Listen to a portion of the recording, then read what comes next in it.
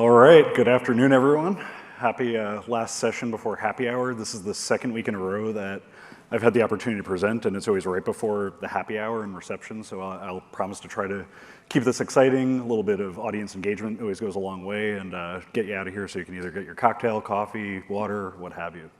By way of introduction, my name is Ed Wozencroft. I'm the VP for Digital Strategy and Chief Information Officer at New Jersey Institute of Technology. And I'm excited to talk to you today, a topic that's obviously pervasive across everything we're doing, AI, right? GenAI, all different variants, really trying to figure out how this is going to impact us, not just today, but in the long term. So what I'll discuss today, I'll share a little bit about what's happening at NJIT, what we're looking at. What this won't be is necessarily digging into the technical aspects of AI and everything we're exploring. It's really looking from the human-centered approach. So what are those use cases that we're developing? Where do we see opportunity now, but then where do we see us emerging out by, let's say, 2030? So to start, just a little plug about NJIT. For those of you who haven't picked up on it, New Jersey Institute of Technology is located in the state of New Jersey. Newark, New Jersey, to be specific, we're in the University Heights area, so we actually have a pretty cool opportunity in that we share borders with Rutgers Newark, Essex Community College, Seton Hall University, and several other universities and presences within the downtown Newark area. Very vibrant area, a lot of fun. That's an aerial image of our campus with our students interviewed. I've been at NJIT for just shy of 3 years. This week is actually my first full year in the role as CIO and our inaugural vice president as well. It used to be an academic reporting relationship. And one of the reasons I left and joined NJIT is just because of how fantastic of a university it really is. This past year alone, we were ranked number 2 public university, number 19 overall by Wall Street Journal. The New York Times, when they came out with their rankings and metrics algorithms, when you looked at alumni earnings, economic mobility, and academic profile, we ranked number 1. Number 1 in New Jersey and number 28 nationally, according to Forbes. The list goes on. And one of my biggest points of pride right now, and what's not on here, is that as of last week, we were officially designated as a Hispanic serving institution. A few months prior, we were designated as an Anapeasy serving institution, so we are now a dual MSI institution. The only one in New Jersey holding both of those, and a very, very rare R1 university holding both of those as well. It talks a lot about who we are as a university. It's really in our DNA. This year alone, we welcomed our largest incoming class. Enrollment for us has fortunately not been a big issue. We're continuing to see it go up, and I feel for all of you who are not having that fun on campus. And more than half of our incoming class fell into the underrepresented minority status. So when we really look at our technology, our service offerings, we really have to get creative, and we're challenged in different ways because we have to recognize that we're not serving a traditional constituent in American higher education. So before we jump in, I always like to do a little bit of poll the audience, wake us up a little bit. I want to get to know who's in the room a little bit and where we are. So our first question, organizationally, where are you within AI? There's a Slido. You can do the QR scan. The code is down below. I'll give you a minute. If you're not necessarily on the higher ed side, maybe you're a vendor partner or something like that, curious what you're doing. Where's your go-to-market? So you can pivot and think through similarly.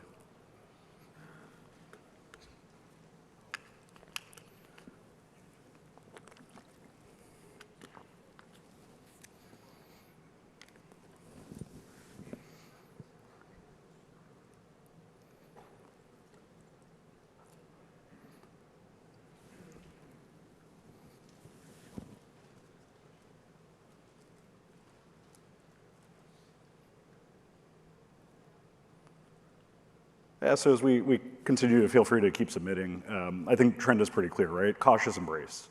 And I would characterize NJIT as all in, but cautiously proceeding. So we've made, and as I'll share throughout the presentation, we've made this a commitment. We're funding it. This is literally from our board on down, a priority that we've set institutionally.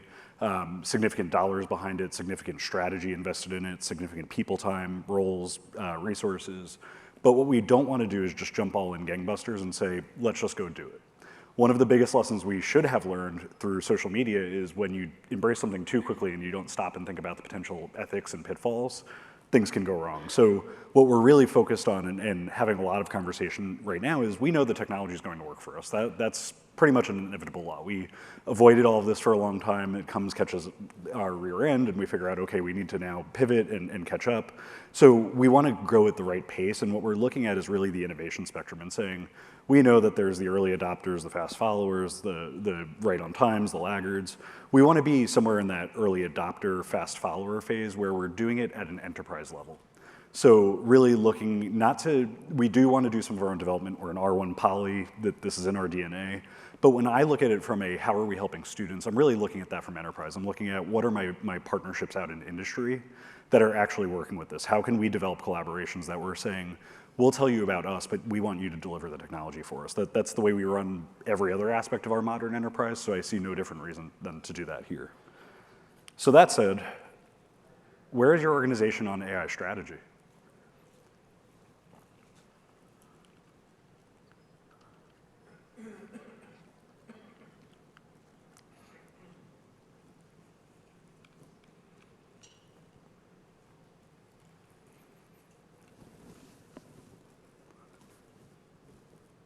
I like that bottom one isn't moving at all. That means we're all definitely trending in the right direction.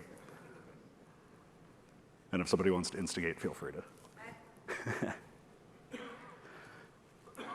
So again, I think overwhelming trend, we're seeing this industry-wide right now, right? Most of us are thinking about this. We're putting together some strategies. I heard throughout the day today that there's variability, and we're forming committees to start to explore this. We have new leadership coming in. NJIT is in a very similar space. We have a brand new president who joined us about 2 years back, new provost who just joined us in August, as I shared during my intro. I'm relatively new to the university. We have a relatively new CFO, a new incoming CHRO. You look at our C-suite, and we've really revamped and revitalized as the university grows. What was a bit of kismet for us as AI started to emerge last year is that we also just started to kick off our strategic planning process to look at NJIT in 2030.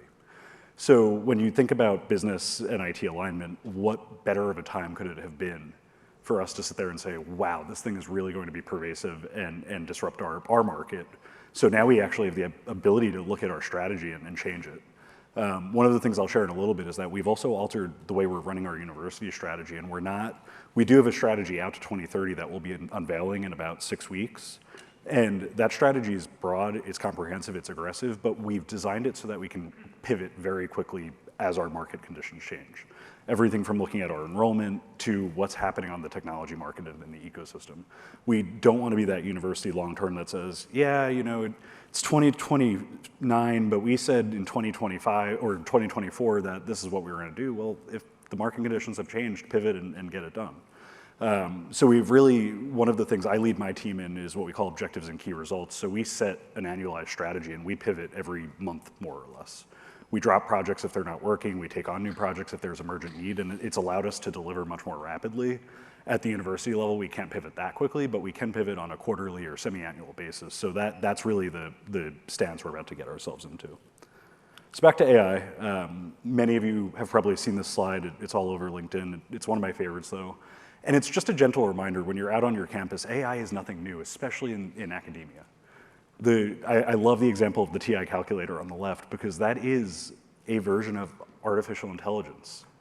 And we were terrified of that. Mathematicians said, this is the end of math, right? Well, 2024, we're still alive and cranking in the math departments.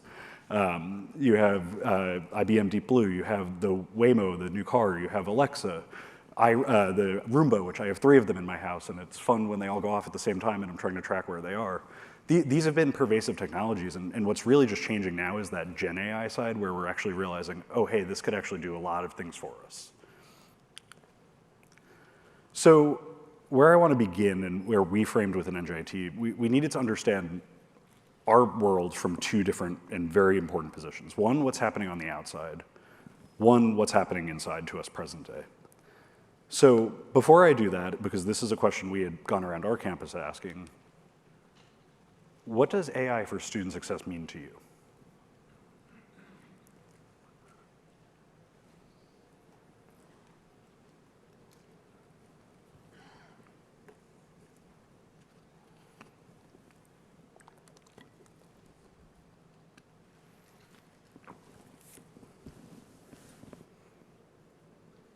They use it.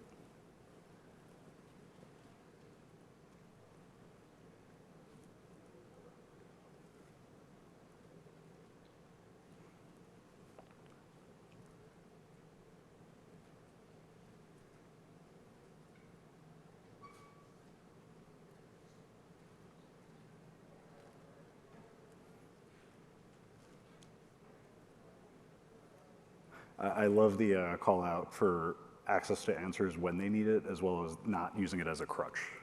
That's really important and something we'll talk about in a little bit. Meeting students where they are, you'll see that exact wording in a little bit.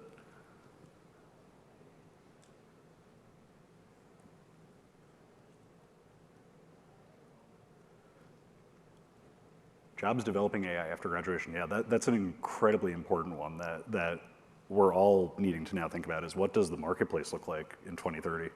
Our current students that we'll be welcoming in this fall will be getting very close to that. If you think about a 6-year graduate, they're graduating in 2030. What does that job market look like for them? And how do we get our faculty to prepare a curriculum that put them ahead?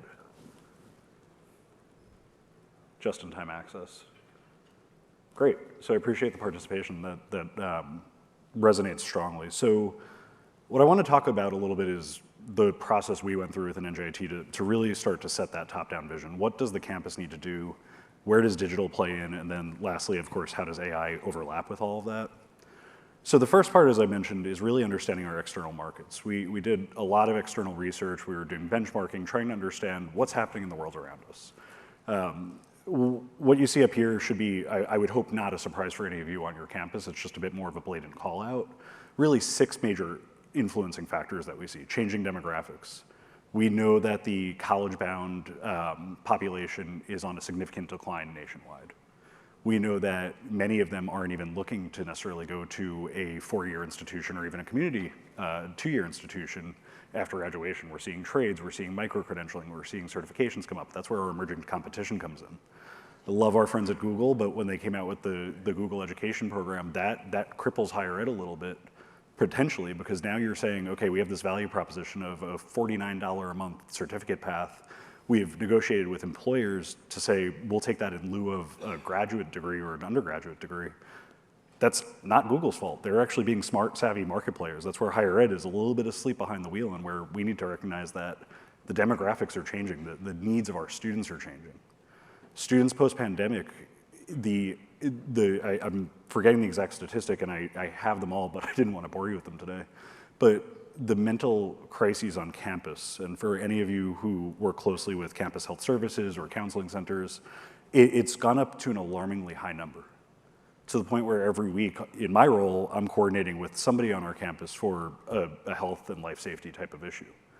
That's something that we're now realizing, okay, we're putting our students into these, especially in polytechnic education, this extremely rigorous program. The majority of our students are URM, the majority of them are first gen. They don't have the support, they don't have the tools to go out and understand how do I navigate all of this and how do I survive it. I think that's a potential use case for AI over time. Rapid tech change, I'll drill into that in a second.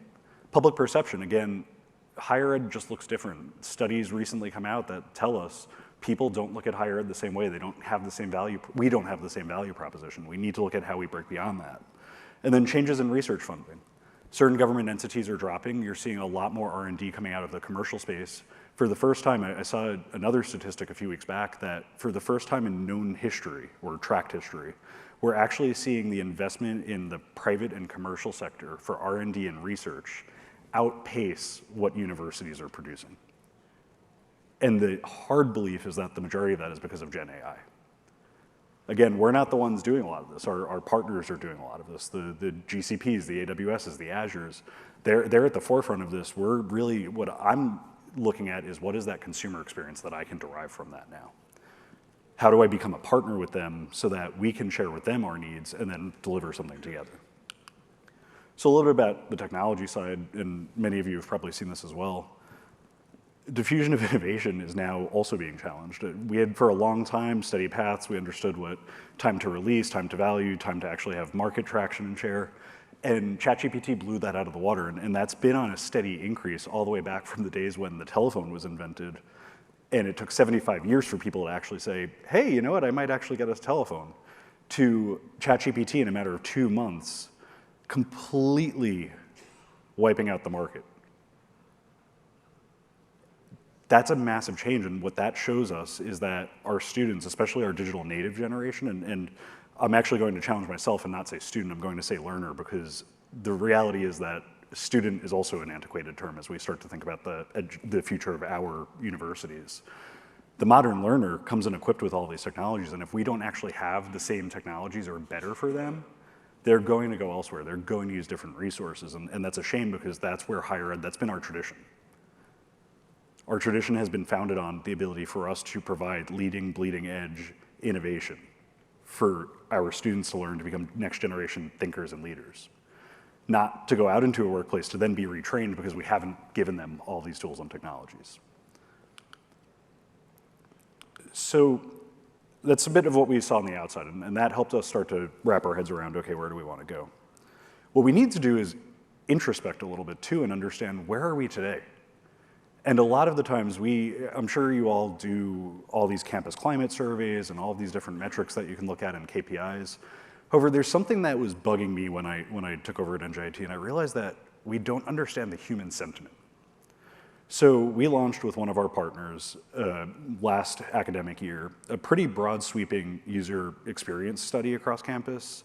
We hit about 100 individuals. I would have loved to have gotten that to be a bit more, but the other thing I've learned about being the guy who blocks you from happy hour is that if I don't give food or some other lure to get you there on a college campus, you're not going to go. And where it was a little bit more difficult this time is we weren't asking to come in to do a 30-minute focus session or to fill out a form. We're actually asking for a one-on-one, personal, intimate sit-down with you for a full hour with our user experience consultant, where they drove deep and they asked a lot of different questions. Coming out of that, we got, for students, 15 high-level topic areas across the student life cycle.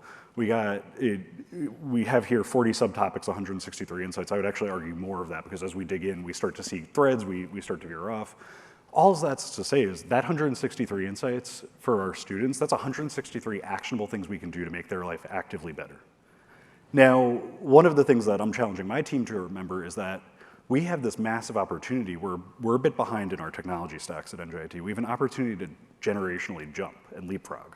So what I want to do is say, how do I take those 163, maybe find 40 of them that are common, and find a GenAI or some other AI, ML, next-gen tool or process that can help them.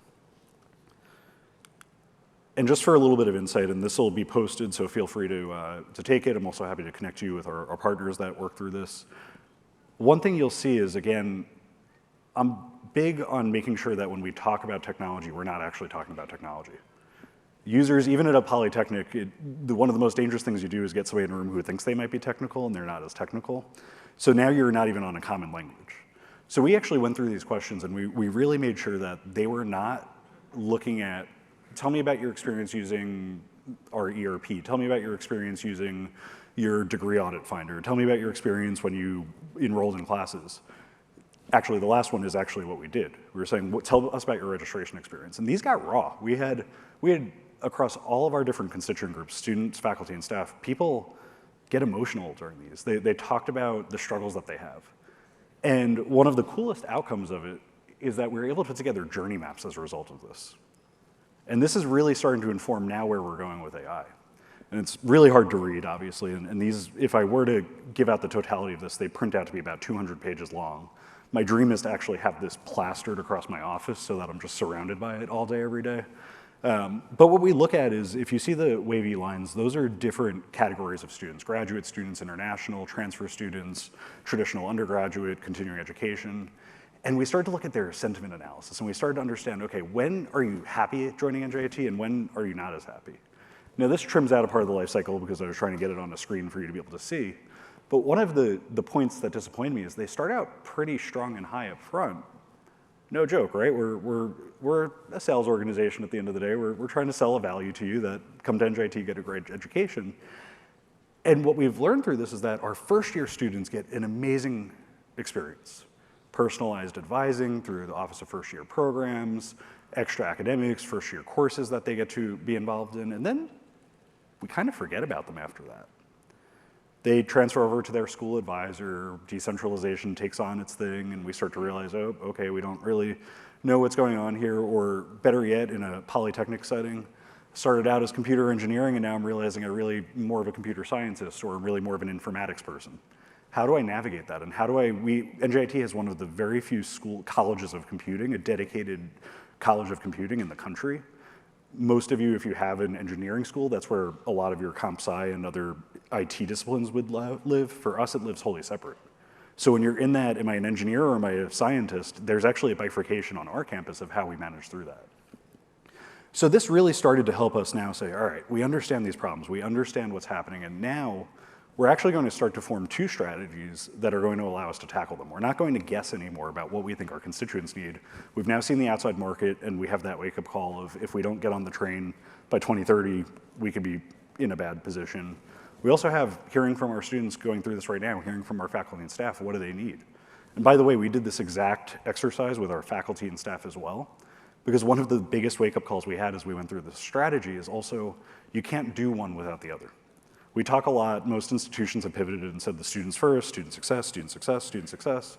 When you look at the heart of that, faculty success is a large part of that as well. One of the things we're working on is a center for that on campus where we're actually going to help our faculty infuse technologies like AI, like XR, VR into their curriculum.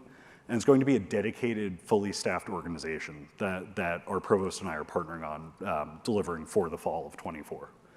And our goal there is not to try to force them to go down a path that they might be uncomfortable with. It's to slowly get them on board to understand the changing needs of our students.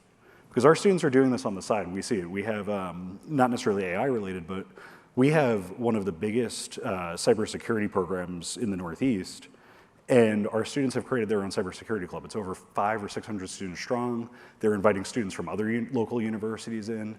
They're organizing, at the end of this month, a New Jersey CTF, which is a cybersecurity challenge, that's actually going to be worldwide. We're going to have participants from most continents remoting in for this, and we're going to be giving challenges. We expect a couple of thousand participants in this program. That's student-led, that's what our students are looking for, and that's where we're saying, okay, we need to start to deliver. So now let's get to the fun stuff. How do we talk about AI and campus strategy? First, I want to tease a little bit about where we are with NJIT's 2030 plan. Some of this is a bit redacted because we haven't fully unveiled, we're still going through board approvals, but we have been very public about sharing where we view our priorities. And the color coding up here is actually very intentional. When we started this process about a year ago, we sat down, we had some of that external market analysis. I was just closing out this survey, so we were able to present this out to the president's leadership. And we said, okay, what do we really think is going to matter to us? Learner advancement and success, again, there's that different word, learner. We're realizing we need to serve different market audiences. We need to actually start focusing on beyond just your traditional undergraduate, graduate, PhD student. Faculty success, again, to my earlier point, you can't do one without the other. And for faculty, it also translates to the bucket below, which is research, innovation, and entrepreneurship. NJIT has a wholly owned subsidiary called New Jersey Innovation Institute. About a year and a half back, we sold off a company that we're incubating through there for just shy of $90 million. And that has actually allowed us to reseed funds onto campus to start some of these big initiatives. And one of the best synergies we have with that unique program is we get our faculty to actually do true translational and applied research. So we're looking at how do we increase patenting, how do we increase entrepreneurship, how do we start up new companies. We have seed funding for students that want to come and perhaps start a company when they're graduating or as they're still progressing through their curriculum. So we want to make sure that we're focused on that, and we want to be known in two ways. One, through what we're doing with the Innovation Institute, but the other is how do we become a national leader in AI? We have one of our faculty members, Grace Wang, who sits on the New Jersey Supreme Court as one of the chief advisors for anything that goes up that's an AI-related matter.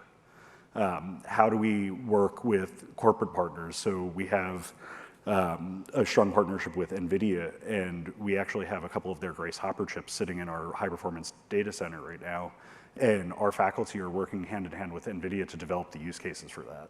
And now I know the theme of this is student, but where I want to go back and remind us is that when you get faculty and students to collaborate, you have true success, right? So all of these projects that our faculty are doing bring students along. We get PhDs, we get postdocs. We are heavily focused. We have an initiative called the Undergraduate Research Initiative, where our goal is to actually get every undergraduate to participate in research as well as have them start to work through experiential education throughout, so that by the time they graduate, they can say, I know how to do some research, and I've gotten some actual real-world on-the-job experience. And we want to engage our community. Again, I started out, we're right in the heart of Newark. We started as the Newark College of Engineering. There's a long storied history between our city, our state, and NJIT, and we want to keep that going. A lot of the work we do, it's for public good. We want to educate students. New Jersey retains, or NJIT graduates the majority of the engineers that live and work in the state of New Jersey. We want to make sure we continue those success stories, that we continue to see the proliferation of the power of education, especially public education. And then we found two other priorities that for a while we were just saying, yeah, they're just another 2 of the 6, but as we finalized and got towards the last leg of our plan, we realized, you know what? These are actually cross-cutting across everything we're doing. So we took them out and differentiated them, and one of them is fiscal excellence and resource stewardship, and that should be a no-brainer, right? The same as it is in corporate, we need to take a better look at our financial health, we need to understand our spend, we need to be far more strategic. So really putting in a lot of places, we're moving to a new budget model, but also looking at how do we diversify revenues? How do we prepare ourselves for all the things that are projected to come in education, including state funding? Is that going to go up or go down? The state's been a great partner with us, but again, we can't predict what's going to happen over the next 5 or 10 years. So we want to make sure that we're still going to be able to do our job. And then the one that is obviously nearest and dearest to me is digital transformation. And this is really calling for not IT to do transformation. It's to say we need to make sure that in every facet of NJIT, we're thinking digital. And this is where the AI starts to come in. But before I hit that, I want to show a little bit of another wake up that we had. At NJIT, we have this thing called the Highlander Hop. And it's what's referred kind of jokingly and sarcastically as the no, you didn't get the right person, call this person. Oh, nope, I'm not the right person, call this person. And the story I love to share here is that over the summer, I had a student reach out to me and say, hey, I need some advice. I'm trying to take IT 101 at a local community college, and I'm not really sure how to go about the waiver process so that I can get it waived for the on-campus class. Okay, I'm not sure why I'm getting this, but let me connect you with our registrar's office. So I engaged in the hop, but sure, put you over to the registrar. Registrar says, yeah, no problem at all. Here's this form, fill it out. Go to the chair of the department, have them sign it, and you're good to go. We're now midsummer, and I get a follow-up from the student. Hi, Professor Wozencroft, can you sign this for me? And I recognized the name, and I was like, wait, why am I being asked to sign a form for a course waiver? I have nothing to do with it. And I realized the student was getting hopped around because he eventually was thinking, oh, the CIO is the head of IT, the IT person's the chair of the department, the person's gonna sign off on it. So I had it in me and I went, I don't remember who the informatics chair is, but I do know the dean and I know the associate deans and I know the department administrator. So let me just send a side note to them and say, can you get me in the right direction so that I don't have this poor kid hopping around? Do that, and I love my colleagues, but sometimes you just have to stop and think, and the department chair wrote back and said, yeah, we're not gonna waive this course because we offered it in the summer. Now I understand why we might say that. I understand from a revenue generation perspective, an academic integrity and quality perspective, we want you to take our classes. But I wrote back to a select group and I said, you know, I have to say that I just found that to be quite terse. And the funny part in all that was also are you going to reach out to the student or do you expect me to? Not let me take ownership of this. But what bothered me the most is, what do we know about this student? Why are they doing this? Again, I go back, the majority of our students are underrepresented minorities. The majority are first-gen students. The majority of them don't speak English as their first or native language. What's going on? So somebody actually went in and looked in the student system and said, you know what? I see their grades are declining. I see they started out really strong their freshman year. They're now first semester sophomore, and they're really struggling. They're on academic probation, blah, blah, blah. And I said, all right, so why did we decline the class? Just for fun, help me out. Help me with logically reasoning this one, because this is where I'm also thinking through how do I automate this process for this poor kid so he's not midway through the semester and just finds out he can't actually get the credits for the class. And she said, well, it's simple, we just don't do it. And I said, did we stop to think about maybe the student who geographically lives about 30 miles from campus doesn't have the means to get here for the one class? Maybe they have home care requirements. Maybe they have something that they have to do. Well, no, and if we had known that, we probably would have wound up waiving it. This happens every day across all our institutions. Whether we know it or not, it's unfortunate because we just aren't using the tools, the data at our fingertips. So something we realized, what I just described is what we're now calling our old processes. It's the siloed approach. It's you go to here for financial aid, you go to here for registrar. We have a one-stop in-person shop where you can go up, we call it the mall, and it literally looks like a giant mall at a bank window, and you can go up and say, I need financial aid support, I need to enroll. We don't have that virtually, though. Why not? So what we started to look at and say, we need to really revisit the student experience. And if you note, one of the things we injected is right at that top, we put AI. Because it's my belief that 3/4 of these transactions and conversations don't actually truly need human intervention. Now, I get a lot of pushback when I hear, well, but then we're taking the human out, but you're all about human-centered. And I said, no, human-centered design also shows that I'm meeting the human where they are and what they need. And for any of us in the room who have ever had to go return something, let's say on Amazon, because most of us buy a lot from Amazon, you don't have to call an agent. You don't have to share your story. You just go in and click a few buttons and boom, you're on your way. In fact, they'll even say, do you want us to come pick it up for you? Or do you want to drop it off? Why can't we develop a hyper-tailored experience that looks like that? So this prompted, okay, now we really understand these problems. We understand what we want to do with them, but how do we get there? How do we start? How do we start to scale? Because this is a gargantuan problem. And if we want to actually do something about it, it's not going to be a, let's sit there and pontificate and design for the next 1 to 2 years, and then all of a sudden, boom, we release something. It's got to be small iterative improvement that we just keep hammering through over time. We've got to get more into an agile methodology. So one of our tenets was, as student success is a university-wide priority, so is AI. And they need to be considered hand in hand. And key to that is that, again, I don't need to be the prominent voice here. Our provost is actually one of the most prominent voices on campus for AI. Our dean of the College of Engineering is one of our most prominent voices in AI. In fact, funny story, when I was actually doing a public session as I was starting to map out some of the strategic plan, ChatGPT had literally just kind of emerged on the public market. Any of us in the industry had seen it kind of coming, but this is when it was all over the news and everyone's talking about how great this is and how it's gonna solve world hunger and everyone's gonna be out of a job by 2030. So in a room very similar to this, I'm up on stage and I'm talking through just what do we want? What are different things? What are your pain points? And classic things like data, and we need better systems, less silos, less specialty, more big bang. And then somebody stood up and raised their hand and said, hey, I have a question. What are we doing with AI? And it was one of those really funny moments because as much as in some of these roles you try to script things, you try to plan for the right answer, I got caught off guard a bit because this is really just emerging, and I haven't had a chance to really dig in and sit with our president, sit with our then interim provost, sit with our board members, sit with students, and really understand, okay, what will this mean for us? And I just had a simple answer. We've got to do it. And my comparison was that when Wikipedia came out, I was doing a lot of research, and the research community, we were all saying, oh, this is the death of academic integrity. This thing isn't going to be cited. We don't know it's valid. Well, now every single one of us uses it, and most researchers actually use it. You just learn how to cite the citations and validate them. ChatGPT and other GenAI is no different. We've got to actually help train people on trust, on ethics, on integrity. So I gave an answer similar to that. One of our deans stood up and I went, oh no, this isn't gonna be good because now, I'm an adjunct at a liberal arts college and faculty listservs there were hilarious. It was, this is the worst thing, we've got to ban it, writing to their CIO, who's a good friend of mine, saying, can you block this on campus? Obviously, nobody's doing that, hopefully. And our dean stood up and he said, I put in the problem that, one of my problem statements that I used for my PhD dissertation some years ago. And it solved it in a matter of about 30 seconds.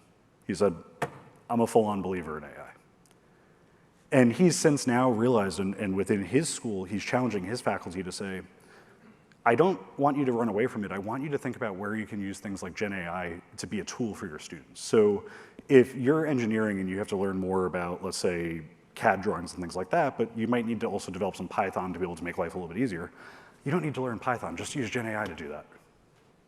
Unnecessary skill set for that background, right?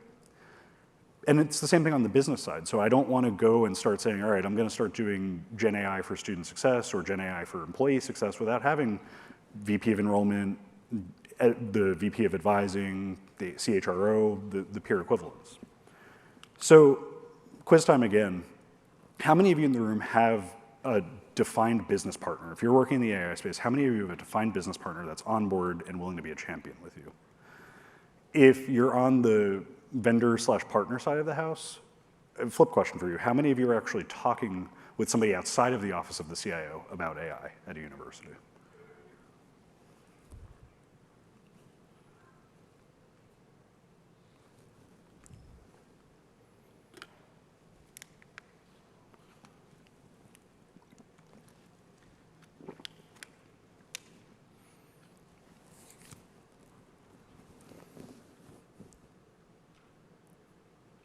All right, so a little bit of a Pareto going on, maybe a little bit more.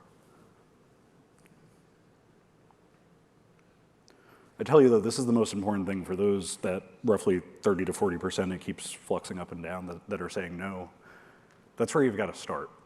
And my recommendation is if you're the IT person in the room who's saying, I haven't talked to my business about it or they're running away, don't approach it and talk about AI. Don't talk about the technology. That's the worst place to start. That instantly instills fear and intimidation.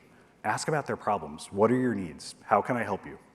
Our IT department, that was actually a motto that I'm slowly enforcing and getting them all to start to say is, how can I help?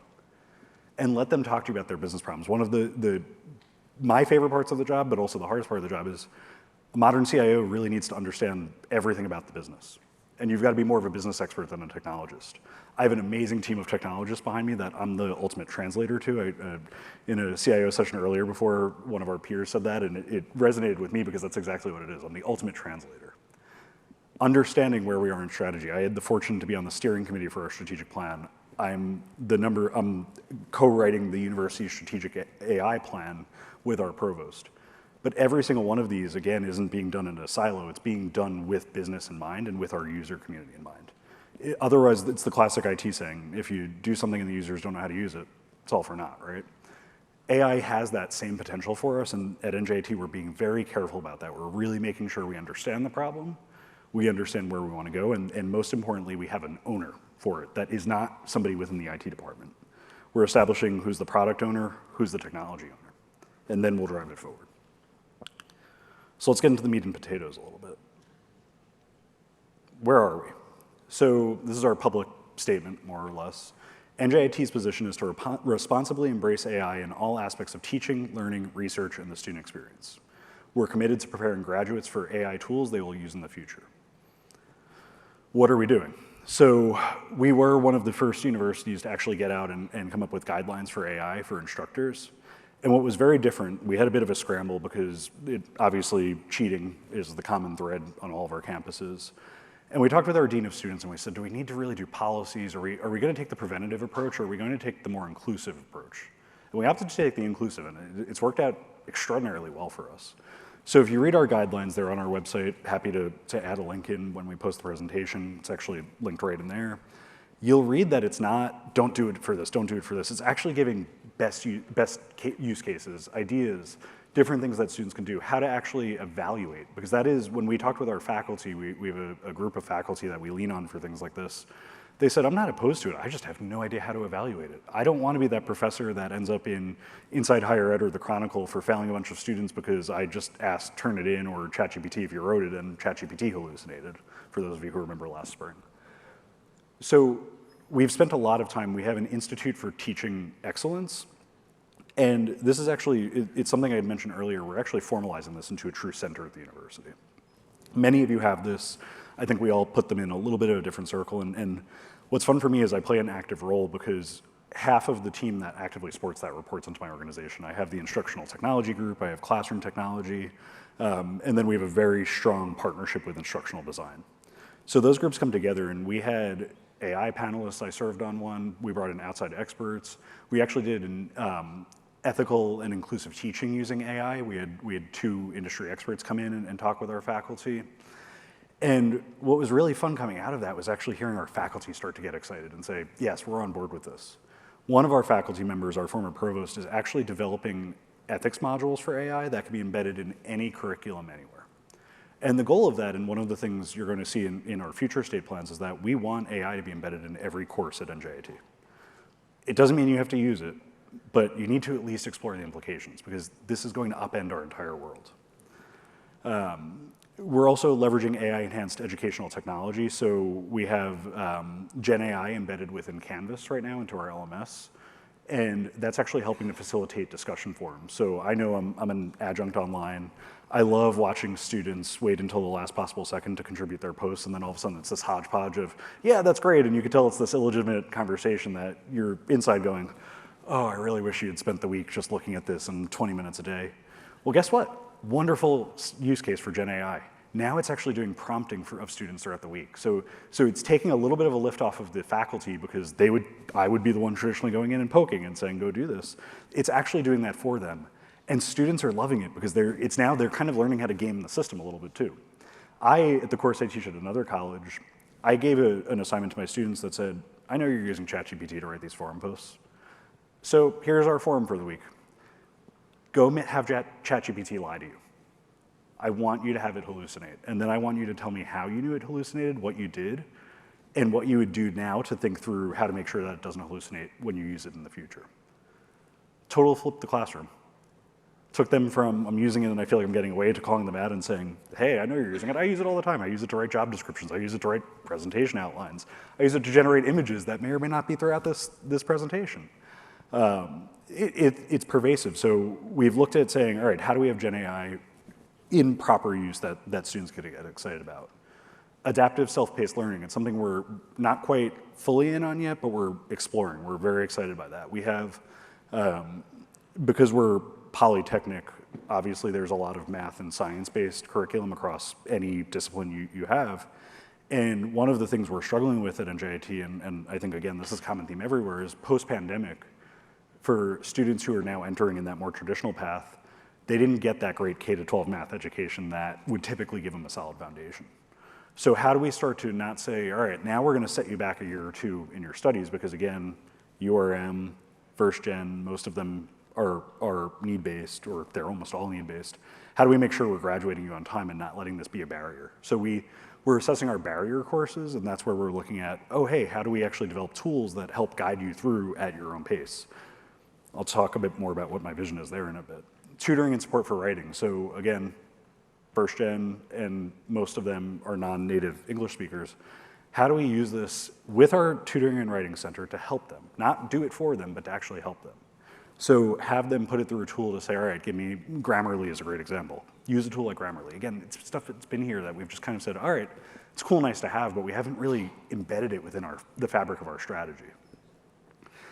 And then last, and this goes into the enterprise, but it's truly focused on student, is looking at AI across our enterprise analytics and decision-making stacks.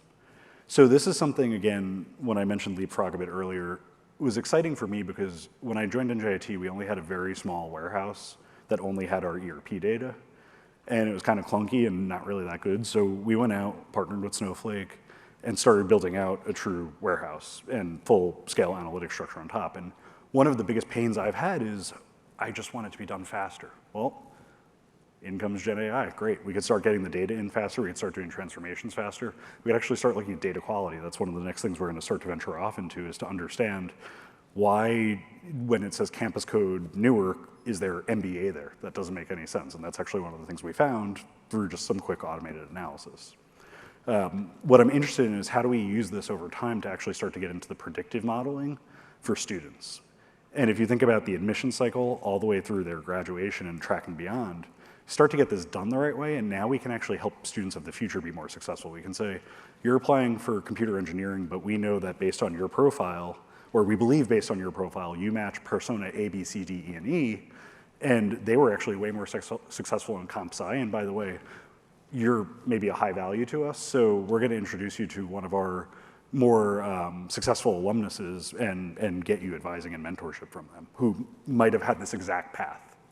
That's all capable as we start to clean this up. So digging a bit into our actual AI strategy, we're calling it the Artificial Intelligence Initiative, so AI. And we're looking at a couple of different focal areas. And the four easiest buckets to describe are education, which I've talked a lot about. How do we embed this into teaching and learning? Research, no-brainer, we're public Polytechnic. This is in our DNA. We have a center for AI that's actually research focused. We have some wonderful researchers in this space. How do we continue to bolster that? Operational excellence. A friend of mine, Mary Strain at AWS, loves to call it boring AI, and I've taken on to that because it's so true, and I'm actually having a ton of fun with using that terminology.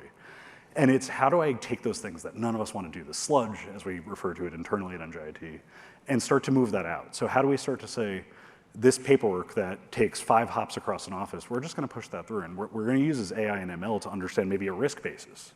So if you're doing a comp change for somebody, is a great example, and you're trying to increase them $5,000 a year, right? And we see it's in your budget, we see it's in your forecasted budget, we see you're within the band, maybe we'll just get that through. But if we see now, oh, hey, you're on the verge of some awkward equity issues, or you might not have the budget, now we'll actually have it segment off and say, you need to talk to your HR business partner or your budget partner. Those are all absolutely possible when you start to think about the power of AI. And then infrastructure, of course, I want to lean heavily on our cloud markets, but naturally, like I had mentioned earlier, we have NVIDIA as a major partner. We want to actually advance this in our HPC space as well. So how do we start to lay out both the physical, which is an interesting challenge because the data center market, by the way, has completely blown up as a result of this. My team is doing tours for leading biopharma manufacturers, technology companies of our space because of its capabilities. And that's where they're starting to say, all right, now I'm concerned that I've got some space that I could grow into. I need to actually make sure I'm protecting that space and growing it as appropriately, but also being fiscally responsible. And then looking at how we embed within NJIT, we have a standalone College of Computing that I mentioned. That is a unique gem to us. That's something that NJIT was way ahead on, did that about 15 years ago. We were one of the first to actually launch, and we have our inaugural PhD class coming in, an MS and a PhD in artificial intelligence. We also have it in data science. We have a master's and a PhD program in our School of Management for managerial data sciences, so understanding the bifurcation. One's really more, I'm the tech person, the other is, I need to understand how I make better informed business decisions. We have over 1,600 students in AI-related programs in the past 4 years, so when I talk about preparing the next-gen workforce to go out and do this, and net, and this number is just continuing to change almost by the week, we have over $60 million so far invested in research, just in the AI space. So when we break into those 4 dimensions, I've talked a lot about this, but this is really where we start to say, all right, now let's put some more meat here. Developing cutting-edge programs, like our AI and PhD program, embedding AI across the curriculum. Again, as I mentioned earlier, we want to make sure that this is embedded in every possible class we can. Whether it's a business class and I need to understand the ethics or how to be a manager in a world with AI, that's a topic that's come up a lot lately, is how do I make sure that my employee is still doing their job?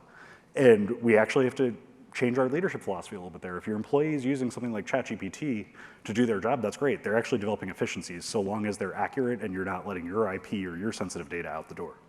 So create a safe space for them to go do that and let them have at it. Make them more efficient, and then you could actually move on and do things faster and quicker in other ways. Use your resources better. Innovative AI-enabled approaches to education. So we just launched a new continuing learning institute, and this is something we're aggressively focused on too, is that there will be, and I think it's a little too early for us to tell, but if we watch the market, we do know that there will be a bit of a crisis over the next couple of years in the jobs market, especially for jobs that we seem to automate. How can we as a public, how can we with our City of Newark relationship, actually start to develop programs that are helping get ahead? How can we data mine and understand, here's where we think people are going to be displaced, now let's proactively start to upskill, reskill, right skill them, and get them into something so that they have a clear pathway and they can continue working. This is where I would love to see our government step in and do a lot more. Regulations, of course, very important in this space, but just as important is that we're developing the programs along to support it. Research, investing in faculty projects, building AI expertise. This is identified as one of our top recruiting markets. Catalyzing that new expertise. So this is where, again, that business alignment, I want to sit with our faculty. We're sitting with them talking about, what are you guys doing? How could we find common use cases? How could we actually do the research that supports student success? I'll give you access to data. We've got to make sure, again, we trust each other, we do it the right way, but no problem if we're all benefiting the common good. And then industry partnerships. This is a big one. Again, I had mentioned that I'm much more focused on going out to market and understanding what's happening out there, and as well as understanding how we can provide services back. So if we have the world's leading researchers, how can we partner? I was with one of our other industry partners in the more infrastructure space last week, and they said, hey, you know, we're doing a lot with AI, with computer vision and tracking and everything, But what we realize is there's all these unique algorithms you need depending on your use case. And we've got the technology down. We don't have the algos. So what we're going to do is we're going to go out and find the right partners when we identify the use case to write those algos. Boom, we're interested. That's something we can do. We'll get our students involved in that too. They were instantly excited by that. How can we create internships? How can we create career funnels for you so that the very students who are being mentored by faculty to write those algos are now actually, let's say, sophomore year bound for a bountiful employment. Infrastructure, again, building it out, partnering with industry, and then operational excellence, empowering our staff. And that's a huge thing I've been talked a lot about is the digital divide here. And when we look at generational workforce planning, it's just obvious that there are issues there across the board. In higher ed, I contend that most of higher ed has done a pretty lousy job actually empowering staff and developing proper workforce training and training managers and helping them upskill with this.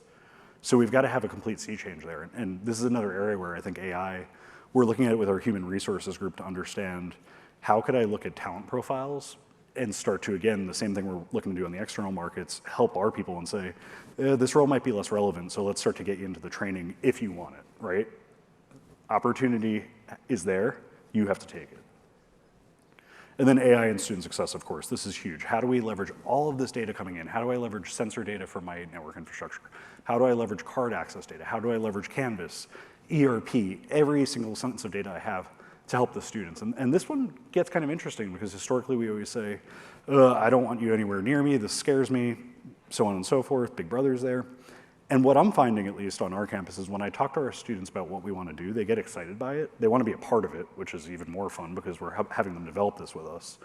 But what we're learning is, especially in the newer generations, they understand, I mean, data breaches happen every day, unfortunately. Our information is just out there. So they're less concerned about that than I think we've been in the past. What they're far more concerned about is how are you using it in an ethical way and how do you ultimately help me? It's the TikTok generation at its finest, right?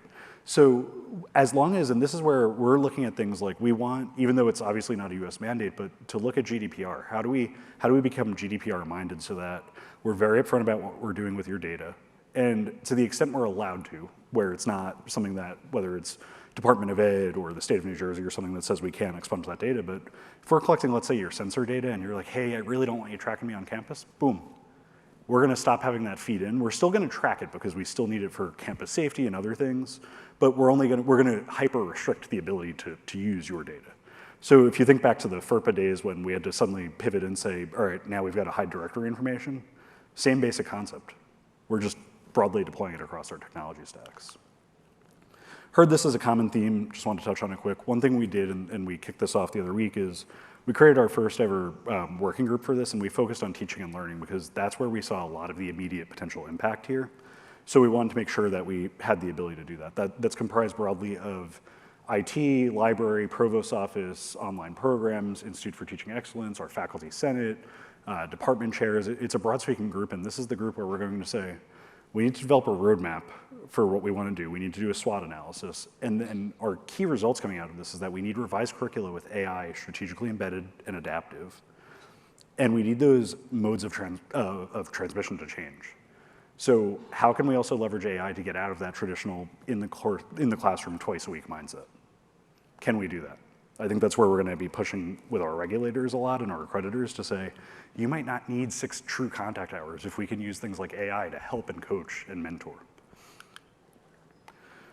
So how we got here was a little bit of a, okay, there's so much to do, how do we think about this? And one of the things, again, I love is partnership. So we had this phenomenal opportunity to work with our partners at AWS several months ago as we were in the heart of all this planning process, to go to their innovation center in New York City and spend 2 days with them understanding how they innovate.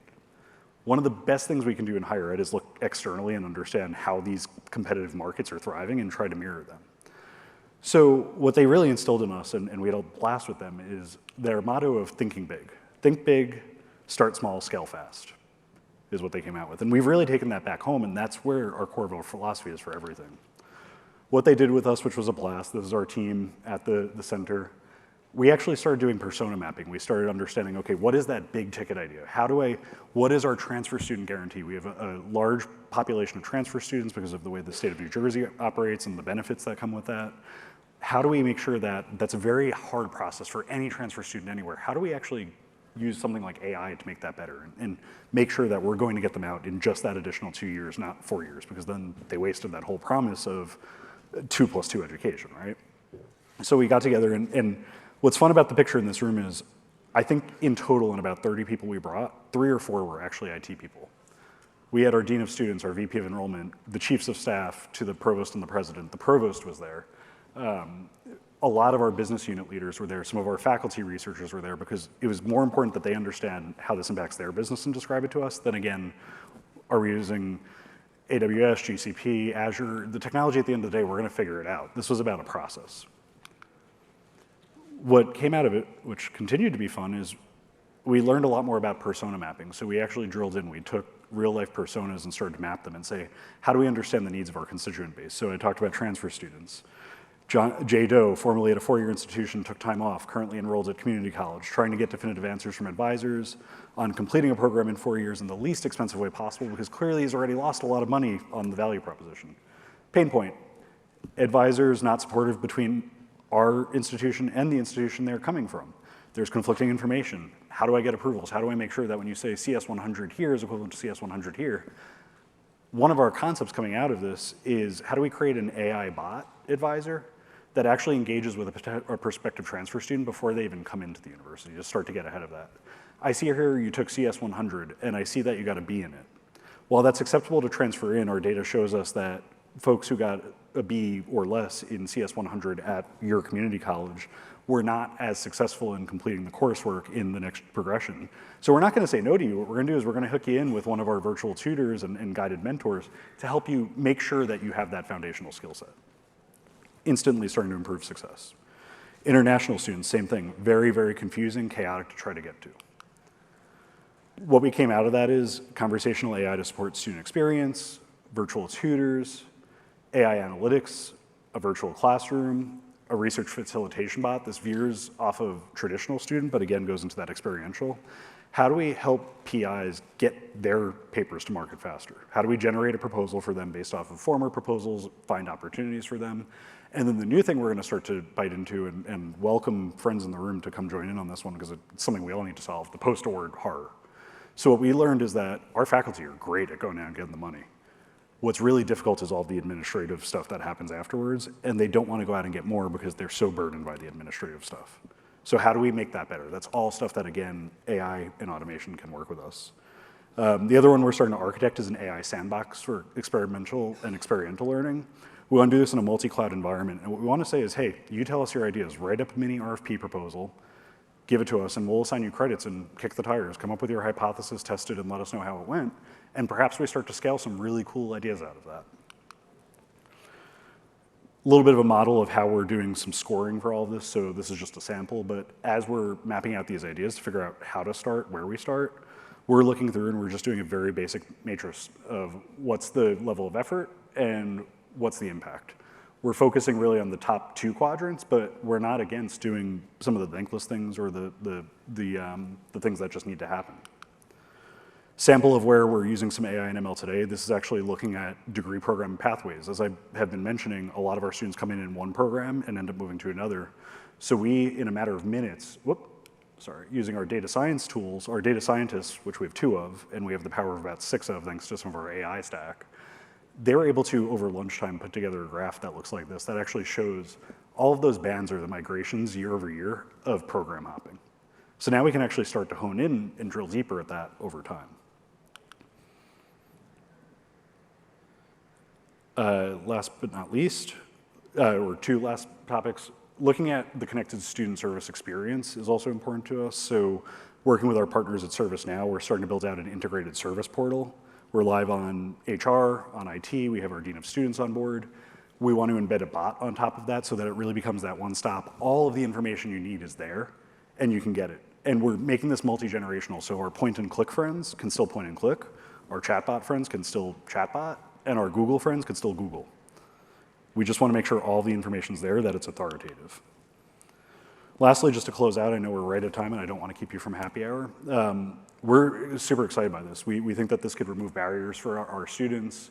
We see massive opportunity for personalized and adaptive education, predictive models so that we can help a student before they might drop out or stop out.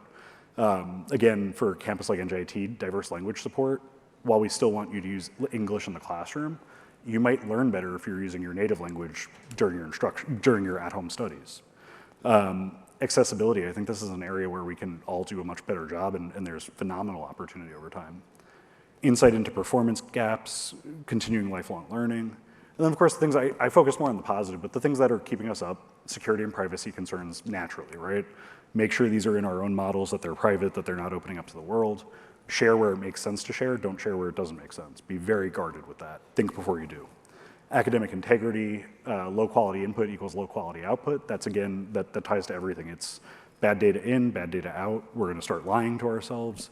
But also this goes to the academic integrity model of if I start to cheat and I'm using this for bad, I'm gonna come out and graduate and not know what I'm doing. Bias, fairness, hallucinations, equity there. Over-reliance on AI rather than human connection. We want our students to get out from behind the computer, so how do we actually leverage this to get them more connected in? And some of that is, hey, we see you're walking by Campus Center, this club that you seem to be interested in is having a meeting right now, why don't you hop into it? And then solving the digital divide, this is a massive one. And digital equity, how do we make sure that this is a tool for the common good, not just for those who can afford it right now? So that said, I appreciate you coming, especially the last session of the day. LinkedIn and emails up here, happy to answer any questions as well.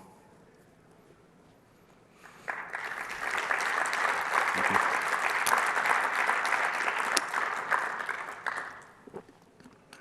And I'll see you all at the cocktail reception as well.